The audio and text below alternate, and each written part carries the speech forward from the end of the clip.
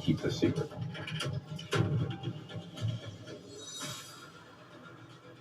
One of the things that was surprising to me is in 1997 when I was briefing one of the 5 directors of NASA, Dr. Nancy Maynard, and her boyfriend was Dr. Bob Carell, who was Deputy Director of National Science Foundation.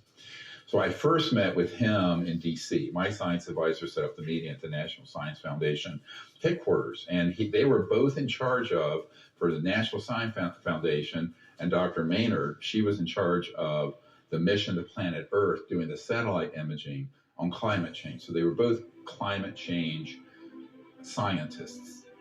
And they reached out to me, and I went through the technologies, how they operate, how there needs to be institutional support to fund and bring out these technologies so that we can get completely off all these environmentally damaging technologies, including nuclear.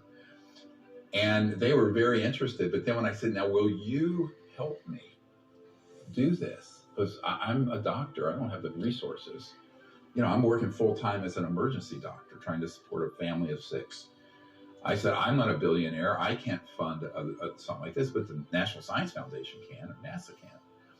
And they both said, we want to know about this, but if we do it, it'll be the end of our careers. Now think about this. Their lives dedicate, PhDs, to fixing this problem. The solution is put on a silver platter by my team. And they go, well, the fate of the planet here, my careerism here. They chose their career. Take that experience, multiply it 1,000 times at least. In 30 years of me doing this, that's why the world is in the state it's in. Because people are putting their own selfish interests, their own fears ahead of the planet we're leaving our children and grandchildren. So I think it's a very serious issue. And people think, these people put their pants on one leg at a time, and so do I. But at a certain point, you have to make the decision, what are we going to do? Are we going to let the whole thing just, slip through our fingers and crash? Or are we going to come together as a people and fix it? That's the chapter we don't know. We'll see. I've been advocating to get this fixed to people like the president all the way back to Bill Clinton's era and everyone since. But what I've concluded is that it's going to have to be, since we live down the road here from Thomas Jefferson's house, we the people. I think we the people are going to have to come together and figure out how to do it, which includes financially, the funding. You look at the money that goes into, hundreds of millions of dollars to save the sea turtle, or to do this thing or that from private philanthropists. A fraction of that going into a new energy research and development lab, open source, where all the breakthroughs are streamed in real time online, just given away to the public, would cost a fraction of that. And you'd save the entire biosphere and all the oceans. But you have to have people understand it and are willing to be angel funders to do it. Otherwise, prying these technologies out of the government, unacknowledged projects, ain't going to happen. I'm very skeptical of that. So I think that we really have to figure out another strategy, which is why I pivoted from doing all these things with the government in the 90s to doing the Disclosure Project 20 years ago. Because I don't think that what I came to understand is that people in those kind of positions are always looking at climbing the ladder, whether it's corporate or government, about power, about careerism, like these folks who walked away from doing something on this, even though they avowed that this was the purpose of their life, the raison d'etre, the reason their great passion was this. But what they really ended up wanting to do, let's study the problem, but not do anything meaningful to fix it. See, this is the problem. So we're willing to spend trillions of dollars on ineffective policies right now in 2021, but no one's talking about something that would actually fix the problem, because the solution is viewed as worse than the disease. The cure is worse than the disease in the minds of the power people, the people with the elite global power, because it means, look, if you've got a big mutual fund with $1 trillion in it, half those stocks will be penny stocks because they're energy and transportation and whatever related, and utilities. But that's going to have to happen at some point. So these are really hard decisions.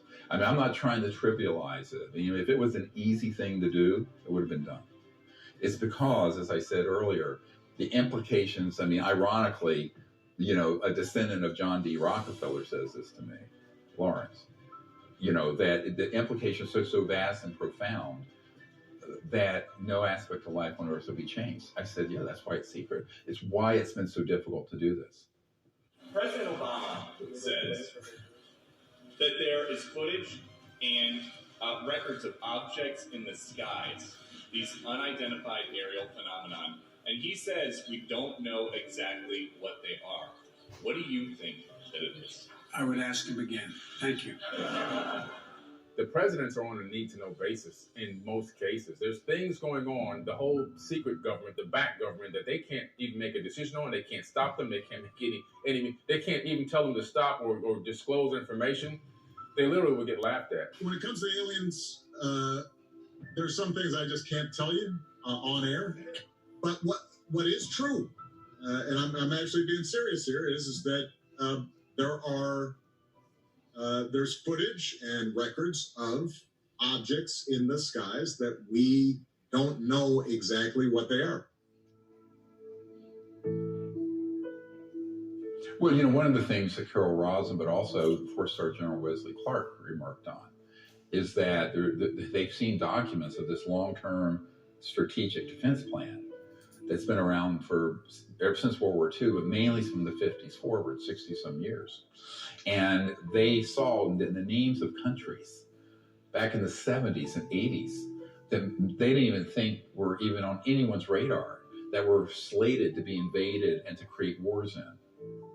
And then, of course, the final card that was going to be played was the alien threat card, which is what these false disclosure efforts headed up by folks like Lou Elizondo and others are doing. But I think that what was astonishing to General Clark, this was all just kind of flat out said to him. And he saw this guy, he says, well, should I even know this? And General Clark, the guy briefing the general said, well, not really, it's top secret. He said, well, then don't tell me. But that is the kind of thing. So let's look at what happened. 9/11 happened 20 years ago or so. And we go into Iraq under completely hoaxed evidence. Very difficult decision for us to make.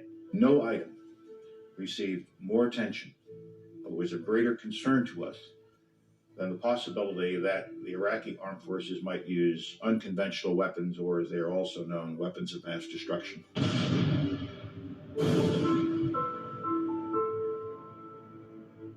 Colin Powell's chief of staff has gone on the record saying that it's the biggest mistake of their life, that it turned out that they were set up to go up to the UN and present all these weapons of mass destruction. But who benefited from that? The defense contractors. There were no big contracts for $150 a gallon for water or fuel to the front lines or the forward operating bases. Same thing with Afghanistan. There were people on the Senate Foreign Relations Committee at that time who said, we really shouldn't invade. We should just take out these terrorist training camps. And so, but why do we get into these quagmires? Because just like in the Vietnam War, when the Gulf of Tonkin happened, they exaggerate a threat, or they create a threat, or they create a false flag operation. Some people think that the Gulf of Tonkin was completely staged. So that ends up causing a lot of patriotism, where people feel they're under attack. Based on that, they can unite people around the war drum, you know, the beating of the war drum. To all the men and women of the United States Armed Forces now in the Middle East, the peace of a troubled world and the hopes of an oppressed people now depend on you. A lot of people don't realize the Disclosure Project wasn't done to prove UFOs were real. That evidence was already there. It was to connect all these dots. The technology, the energy, propulsion, the secret agenda for endless war. That's what the Disclosure Project's about. It's not about saying, gee, there's something up in the sky and we don't know what it is. I mean, that's what people think disclosure is in 2021. But in the 90s and early 2000s, we knew that that wasn't the issue. The issue was, what's really behind the secrecy? How is it structured? The public doesn't know what unacknowledged special access projects are. In fact, a lot of top people in the government have never heard of that term if they haven't been briefed or read into it. So you have to understand all that to then say, well, why really did we get into these quagmires? You have to ask the question, who benefits? Well, people who want to control the population through fear, which leads to war, and people who want to get a lot of money from contracting.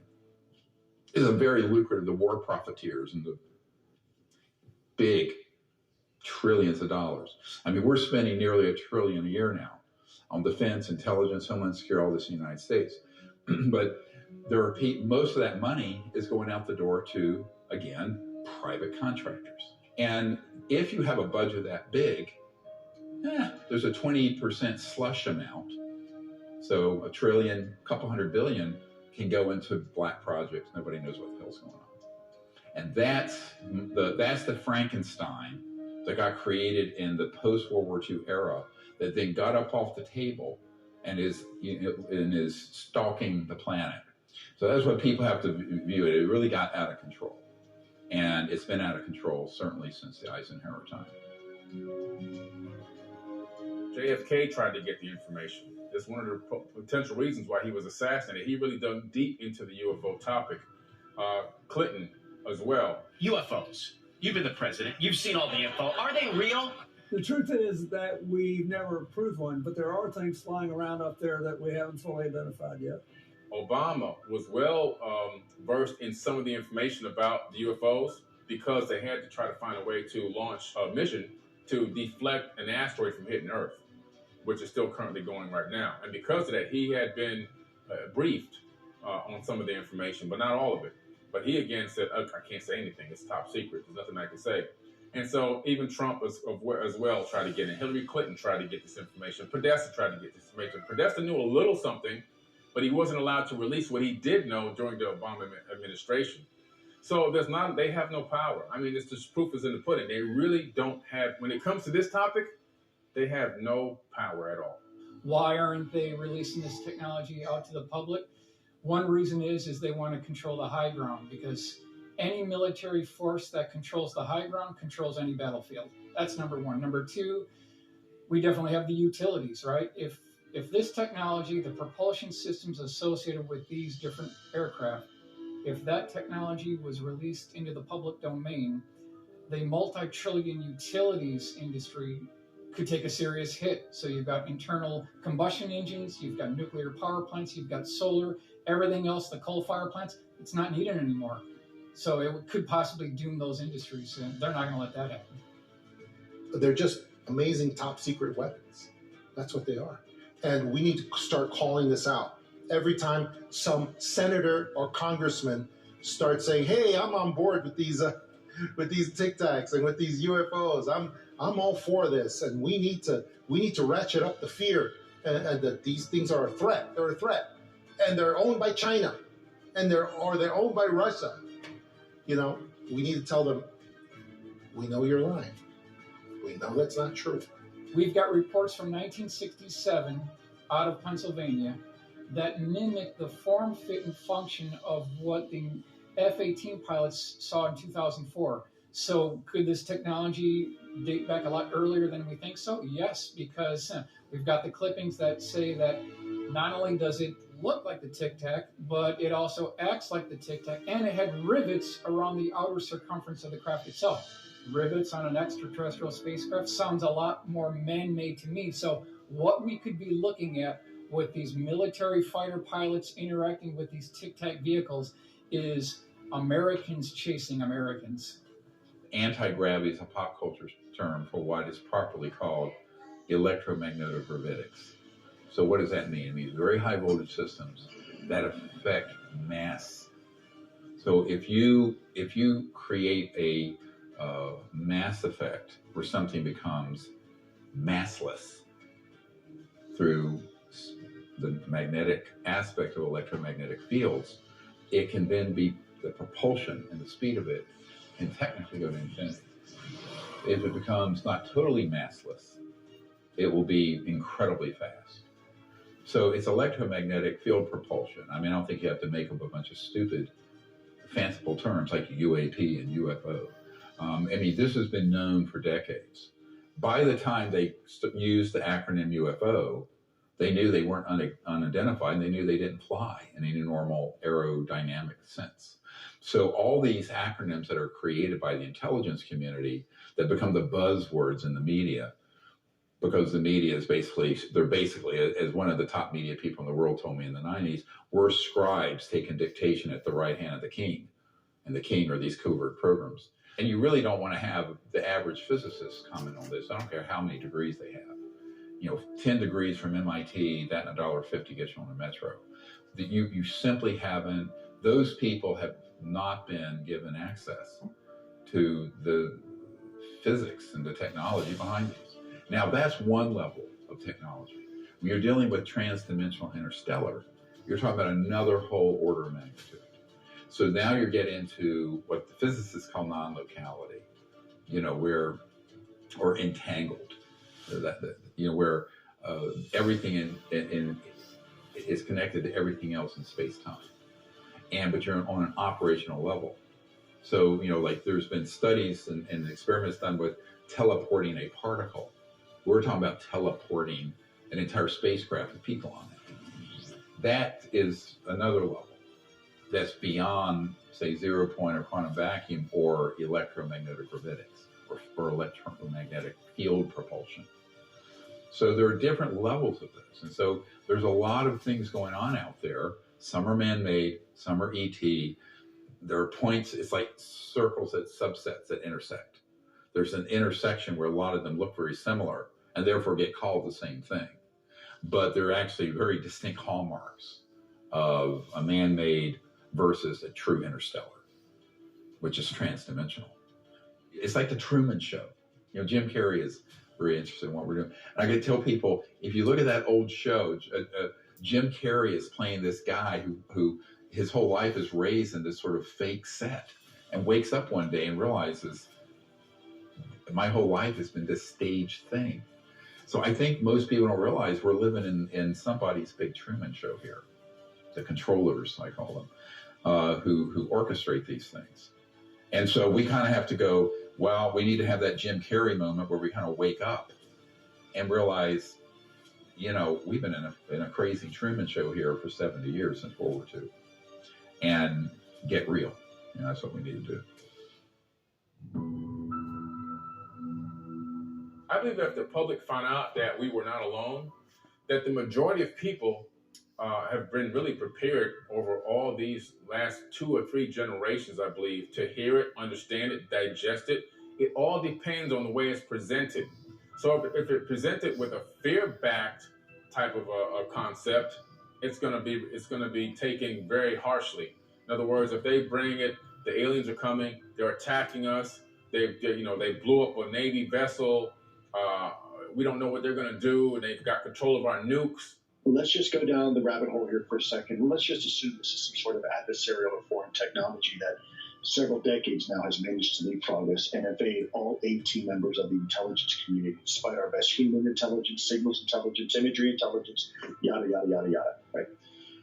That would be an intelligence failure that would eclipse just about anything else this country has ever faced, especially if this has occurred for decades, that there's a foreign adversary that can put a nuclear warhead within moments over Washington, D.C. Okay, that's a problem. Well, that kind of disclosure is very bad because that will get everybody in a fear mindset. And when they get into a fear mindset, our frequencies drop in the way that we resonate on the inside. And when the frequencies drop, we can easily be manipulated. Fear allows for easy manipulation. This is why fear is the most things pushed on the news. This was flying over controlled U.S. airspace, let's say Washington, D.C., over the White House. Would this be an issue? Well, the answer is certainly yes. And the problem here is that these things don't have traditional, let's say, technology associated with aircraft. They don't have wings, they don't have cockpits, they don't have any obvious signs of propulsion, and yet somehow they're able to outperform anything we have in our current inventory. Fake alien invasion. And the destruction will be real. That's what people don't understand. Fake just means the aliens will be fake. The aliens will be fake. But the destruction on our cities will be real. That's what I want to bring to people. That's what I want to make people understand. And people need to realize this before it's too late, because this operation is going to go to its final conclusion soon. And we see the preparations right now happening everywhere. But we need to recognize them, recognize the preps, and then recognize the psychological operation as well. This is so very important. If they bring us the information as, look, we discovered that these aliens are real, these are advanced beings, they are really observing us and monitoring us, they want to see how we're going to advance as a civilization, if we're going to make the right decisions and go in the right direction, are we going to destroy ourselves, or are we going to grow and prosper and head into a golden age? If you present it like that, everybody's going to be like, wow, this is phenomenal news, this is great news, they're going to be very happy and excited. So there's two different ways that they can spin it, and they know one is high frequency, love, joy, excitement. The other one is low frequency, fear-based. And if they come with the fear-based, it's going to horrify a lot of people. A lot of pressure by the global public and the American public, for answers. And it's not just the public asking questions. Former intelligence officers and even presidents have been talking about this for weeks. Now, lawmakers on intelligence committees are demanding answers. When you see Fox News and you see CNN parroting the same vision, the same plan, you know something's wrong. But now we have all the other media joining them. We have Reuters putting out headlines across the world. Hey, these Tic Tacs are evidence. They're proof that we are possibly not alone in the universe. Okay, that's complete bullshit. That is a CIA mind control phrase. That's all that is. And it's being used by several politicians, national figures, celebrities, and that's how you recognize these people, by their language, the language they use. They use the language of threat, of alien UFO threats, these vehicles, these craft. They're not human. They're possibly extraterrestrial in nature.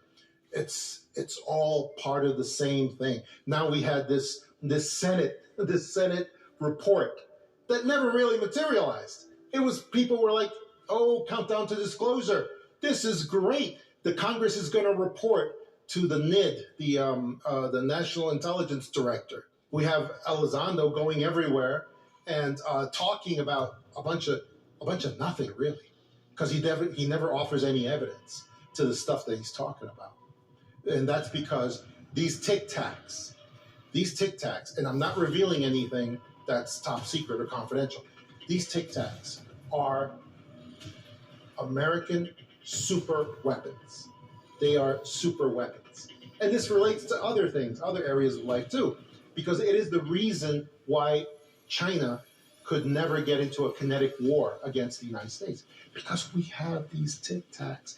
One of these Tic Tacs is enough to destroy an entire air force of another country, and we have them. Elizondo is nothing more than an agent of disinformation for nefarious forces. I don't even want to say exactly who those forces are, because they're bad, and they are the ones that are behind putting together this operation. And the fact that Elizondo will not defend his supposed information against anyone of any repute or any knowledge, like Dr. Greer, that tells you everything. That tells you everything right there. Yeah, Lou's here. There he is. There he is. I think the ATIP organization that Lou was part of, I think it's a disinformation campaign. It's like a magician. You're going to do something over here, but you're trying to focus. You're trying to have people focus over here when they're not looking. To pull a fast one. The fact that the major media is going to Five Guys, nobody else, just the five horsemen of the apocalypse, if you want to call it that. They're just narrowing their opportunity to get to the truth. If you're just parroting what the talking points are that I don't know if they've been given talking points, but they've been directed to speak in that direction. I think it's doing a disservice to the release of information on aerial phenomena. Dr. Greer made a statement and called out the 5 talking heads on the major media. It was a major maneuver, and it kind of shook up the ufology world. He called out Lou Elizondo, among others. We reached out to them all to invite them on a cordial debate. Let's discuss this like grown men. We have received hostile responses to the invitation. Some were quite provocative. All right. I'm going to assume then that you're not going to take up Dr. Stephen Greer on his offer to have a online live debate on third phase of Moon then. Who's Greer? There you go. I'm kidding. Look, I don't negotiate with terrorists. Bottom line. Yeah, Lou's got some issues. He calls you, like he says, he doesn't negotiate with terrorists.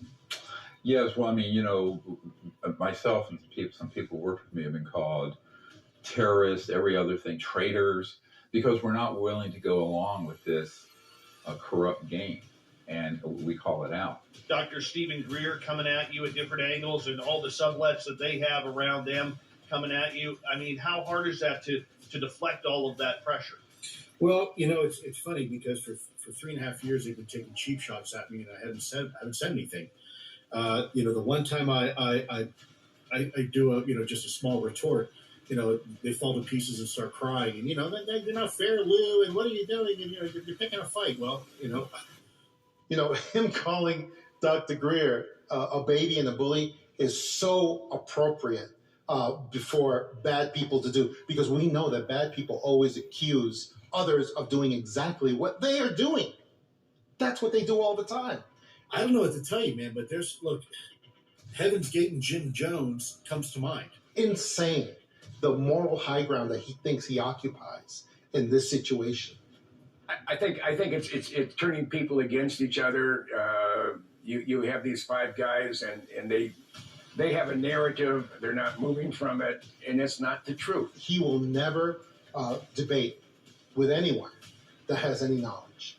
And for him to say that Dr. Greer is a terrorist or is someone who is lacking in knowledge or truth is ridiculous. It's preposterous, because he is obviously an agent of tremendous disinformation. So it just has no justification. It is the deadliest attack on U.S. forces in Afghanistan in a decade. The real terrorists are the people who are killing millions of people a year through pollution, poverty, etc., and committing what I call planeticide, the murder of an entire planet. It's like homicide, but it's a planet. So you have these people who are in cogs in a machine. Now, you keep in mind that someone like Lou Elizondo is a very low-level person. He's a foot soldier who has a very teeny little sliver of a portfolio of what to do. UFOs, unidentified flying objects, are real. Bill, I think we're beyond that already. The government has already stated for the record that they're real. I'm not telling you that. The United States government is telling you that. I don't care about personalities. I care about if someone starts getting a stage on 60 Minutes or CNN or Fox News or whatever, and they're reaching millions of people and they're telling provable lies. It's like Senator John Warner's son, John Warner IV, who said, I don't appreciate Chris Mellon, lying to the American people. This is not good for our family brand. Because the Mellons, Paul Mellon started the CIA with Alan Dulles. So I think that there's a lot of the people I work with, a lot of people are very concerned that these folks are counterintelligence specialists posing as sincere researchers, when in reality, they're proffering a narrative of a national security threat that doesn't exist from UFOs. The only threat from UFOs is a national security threat, or from the man-made ones, ironically. And from the secrecy around this issue. But I mean, let's look at it. The secrecy around UFOs and the attendant energy and propulsion systems that go along with it are destroying the whole planet. And we have, 70, 80 years of poverty and pollution and all kinds of Mideast war after Mideast war. Look at the debacle going on in Afghanistan and Iraq. So all of that is based on what's the euphemism is our vital national security interests in the Middle East. Let me translate that. Oil. It means oil. What else else is there? Date palms, camels, sand. It's oil.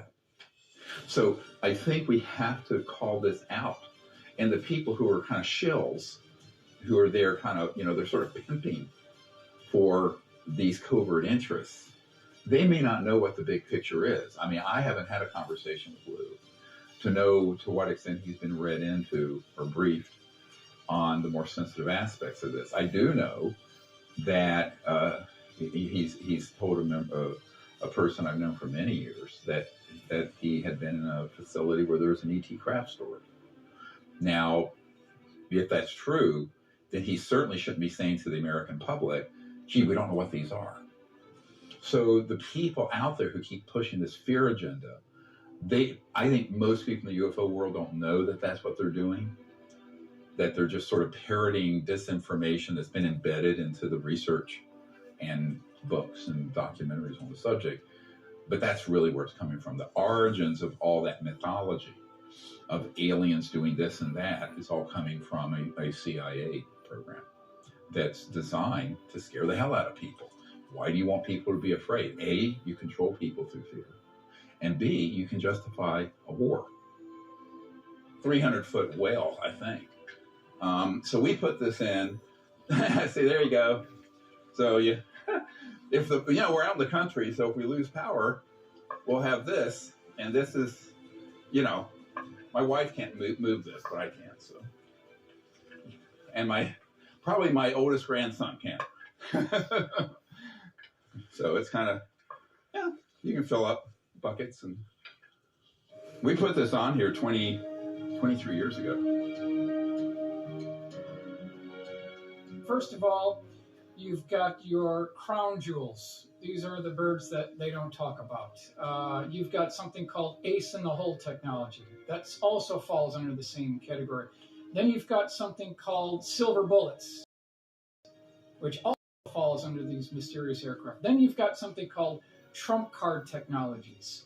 And when you put all these together, this really explains things that are in the unknown, you could say, level of things that you would never see at your local air show. So when you talk about white world technology, we're discussing things that you would see at a local air show.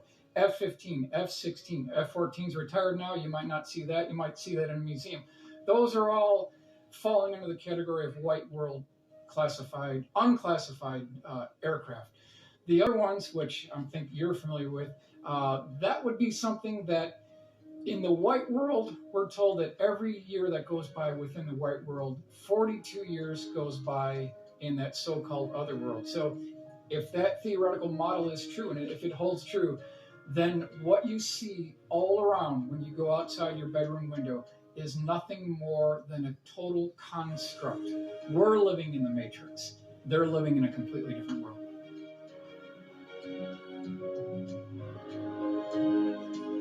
This is for cows.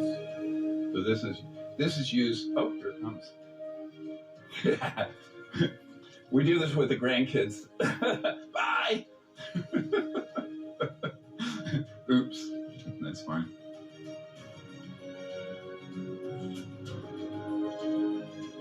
Well, we bought this place for this. It has a 100-mile view of the Blue Ridge, Shenandoah National Park, Blue Ridge. It's 65 acres and private, and it's a place to hide.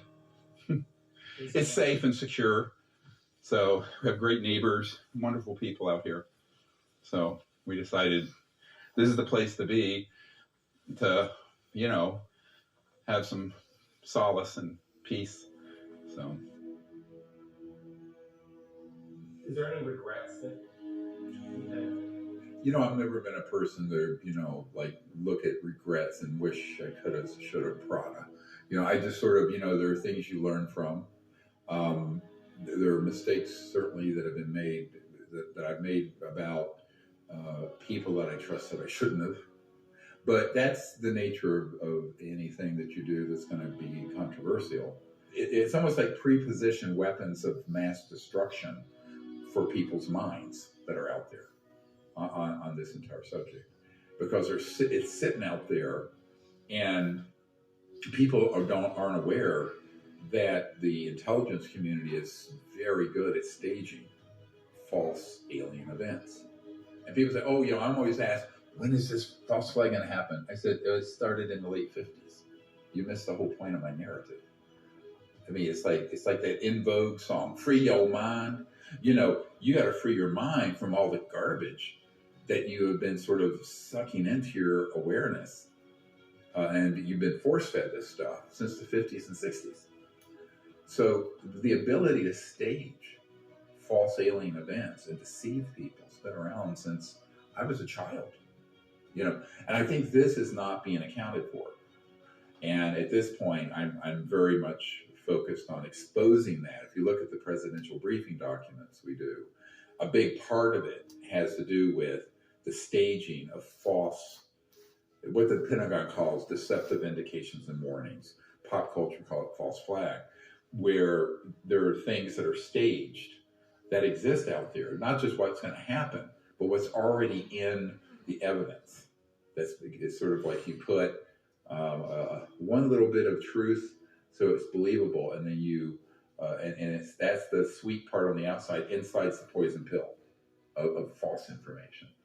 So that's how counterintelligence operates. I've known that since the 90s, but I think that's the biggest mistake we've made, is probably not being very clear about that.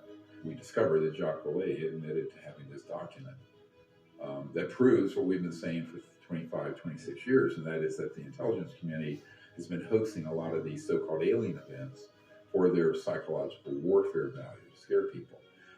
That's something that every politician, senior military official, whatever, need to be told early on, because that is not something you're going to get from an intelligence committee briefing or from a hearing. I've never seen any of these sort of meetings happen where the people coming in talk about, oh yeah, and in the back room here, we have a bunch of spoofs, intel guys staging all this nonsense and then moving it through their cutouts, their operatives in the UFO subculture. The United States owns this technology, basically. But right now, we're caught in a war between the cabal, black hats, and the white hat military. And they are trying to take control of all these tic tacs, because neither side has total control of these tic tacs. That's where we are right now. And we have so many politicians, so many people. This operation started way back with John Podesta, that you can see in WikiLeaks. He had a secret plan with Tom DeLonge from Blink 182, that they had this big plan to capture the youth of America in the subject of ufology and to capture their imagination. And we see that was part of this plan also. So there's no shortage of politicians that want to be a part of this psychological operation. Not just politicians, but celebrities and network news people that all want to be part of this. That's why it's getting bigger and bigger. It's not stopping. Obama, just last week, was asked for a statement on this. And he said, reliably, well, yeah, it's looking like people are really believing in this area of UFOs with the Tic Tacs, and it's going to lead to increased defense budgets. Space is hard. It used to be all we had to worry about was astrophysics, Kepler's law, gamma rays, solar flares, rocket science, black holes, and the theory of relativity. Talk about a nod to the military-industrial complex. That's what he just did. He just notified the military-industrial complex that they're going to benefit from this psychological operation to ratchet up the fear surrounding UFOs. They're leading into a very soft disclosure where we will get the announcement of alien life coming in just a couple more years, and that's going to be from the Mars Perseverance rover.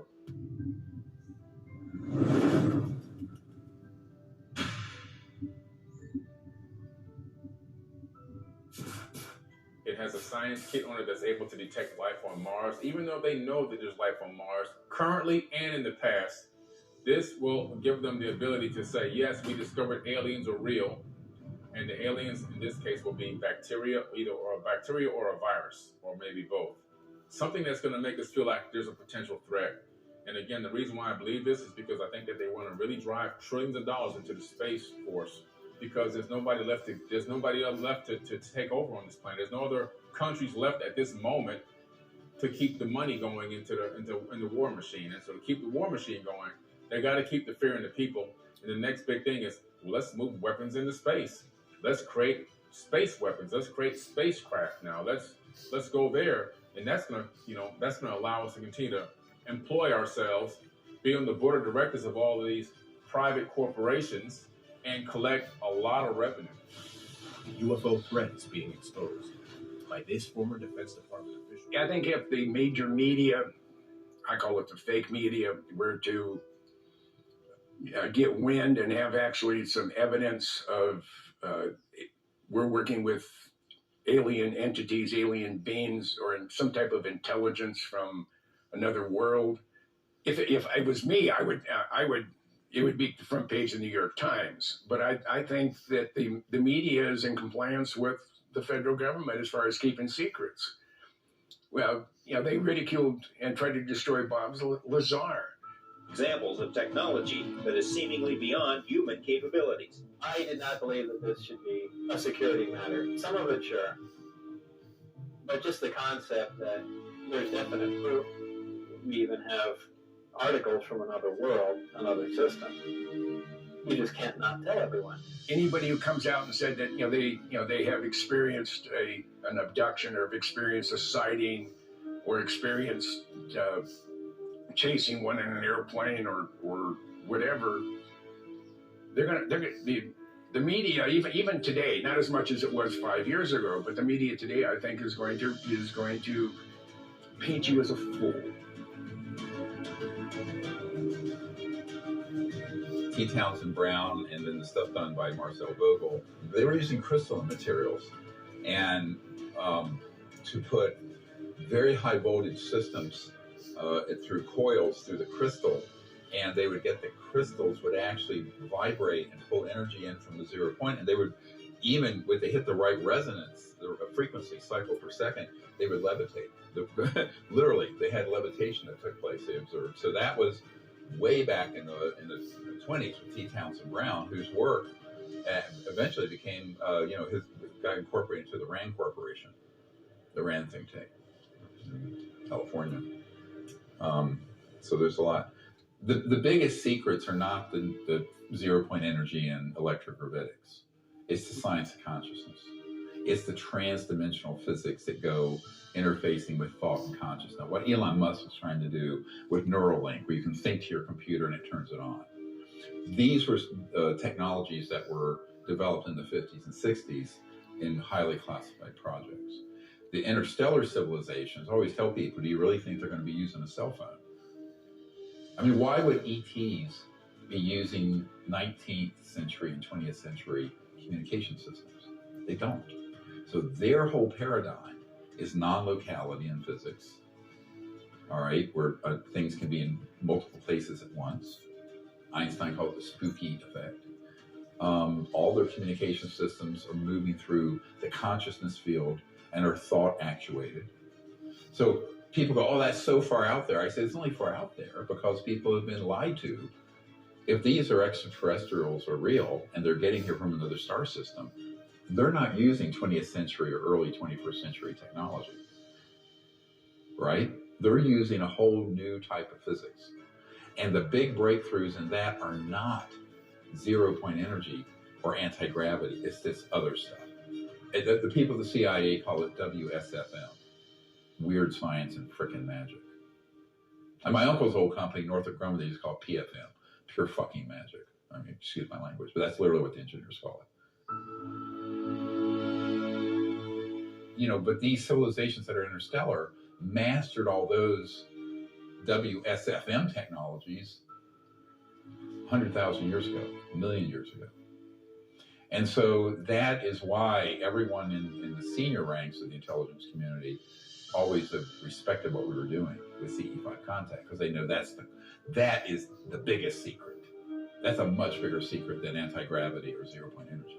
by far, orders of magnitude more sensitive. Whatever they are, whether they're humans or whether they're whatever, if they were a threat, I think we would know it by now. If they have the ability to go across the universe in a blink of an eye, if they have the ability to stop a nuclear detonation, if they have the ability to fly in formation with a ICBM that's taken off in a test flight, then they have the ability to obliterate Earth if they wanted to, or remove all humans from the planet. I think you're curious what we're up to, if they are in fact alien entities. If they were a threat, again, we would be dominated right now. If you were president, what would you do first?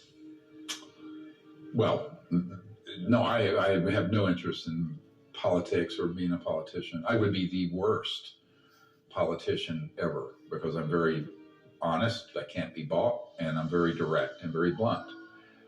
So I don't think that would be, I have no interest in that at all.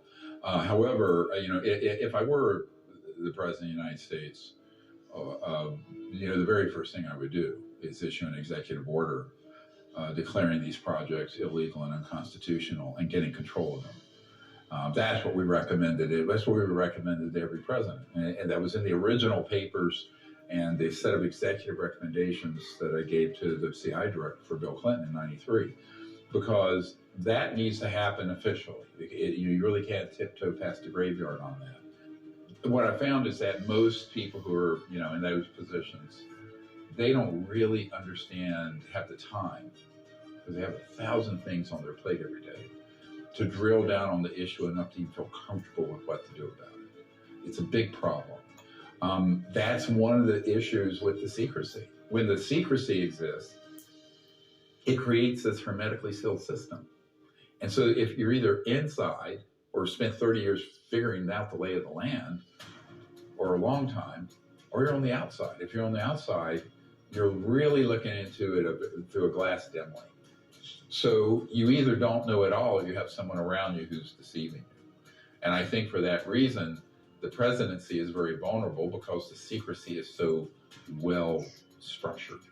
It's well structured as an unacknowledged, very black. And I think the Director of National Intelligence report that just came out, it's not clear to me that it was, sort of this anodyne, rather empty report because it was part of the ongoing cover-up, or the people who were trying to get the information were denied access. The public thinks you're the president and the president's men have an all-access pass.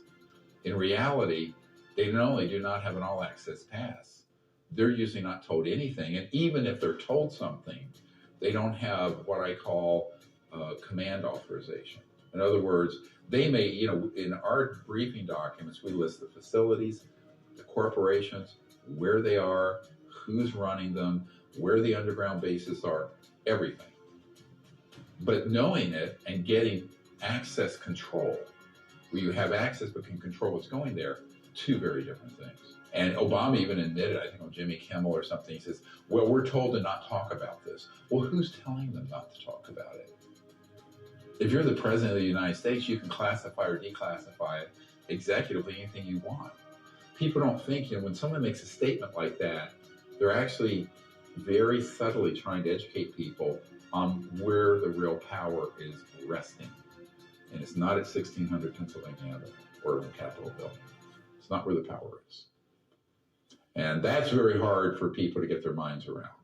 Because if you look at the media and how we're educated, everyone thinks that that's the way the world runs. And my coming of age of this was in the early and mid 90s, where I realized that's not how the world runs. That's the myth. The reality is something much more stark and brutal.